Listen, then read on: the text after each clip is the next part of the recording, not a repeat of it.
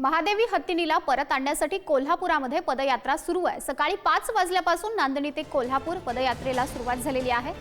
45 kilometre आत्मक्लेश पदयात्रेत कोल्हापूरकरांनी सुद्धा अभूतपूर्व अशी गर्दी केली आहे। महादेवी हत्तीनीला कोल्हापुरात परत आणण्यासाठी जिल्हाधिकाऱ्यांना निवेदनही दिलं जाणार आहे। तर महादेवी हत्तीनीला नांदणीमधून गुजरातच्या वंतारामध्ये नेण्यात आलेलं आहे आणि याच महादेवीला पुन्हा नांदणीमध्ये आणण्यासाठी कोल्हापूरकर हे आक्रमक झालेले आहेत। नांदणीहून कोल्हापूरकडे हा सगळा पदयात्रा पाहायला मिळते आहे। तसंच बॉयकॉट जिओच्या टोप्याही सुद्धा नागरिकांनी घातलेल्या आहेत।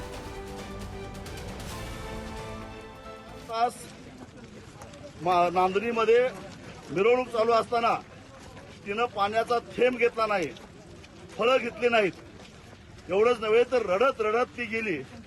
ज्या माधुरीनं आमच्या 742 गावांचे प्रमुख असणाऱ्या मठाधिपतींना रडवलं, स्वतः रडली। यावरून माधुरीला नांदणी मठ सोडायचा नव्हता हे स्पष्ट होतं आणि म्हणून माधुरीच्या वतीनं आम्ही सारेजण महामहिम राष्ट्रपतींना दयेचा अर्ज देण्यासाठी म्हणून जिल्हाधिकारी कार्यालयावर मूक मोर्चा घेऊन निघालेलो आहोत।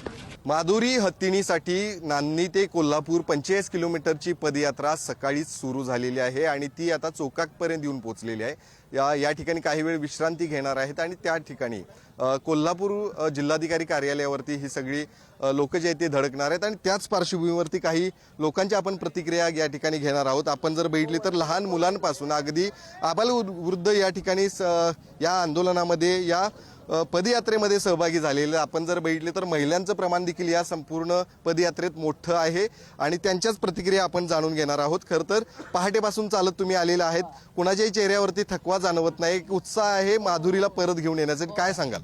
आमची हत्ती आम्हाला परत मिळायलाच हवी। न्यायाधीशाने एका दिवसात त्या दिवशी निकाल लावला, सीओ येऊन गेले, आता एका तासात पण निकाल लागला असता, पण त्यांनी तिकडून वंताराकडून काही आम्हाला एक लेखी पत्र असू दे काहीही दिलं नाही।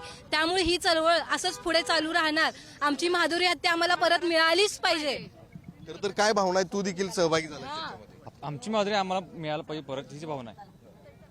काय सांगाल? तुम्ही देखील या ठिकाणी मोठ्या प्रमाणात आहेत। जसं महाराजांनी स्वामींनी काल म्हटलं होतं की फक्त मी जैन समाजच नाही, सर्व समाजाचे लोक यामध्ये सहभागी झालेले आहेत। तुम्ही देखील आता सहभागी झालाय, काय नेमक्या भावना आता तुमच्या आहेत? आमचं हत्तीने तर यात्रेच्या अगोदर यावं ही आमची इच्छा आहे।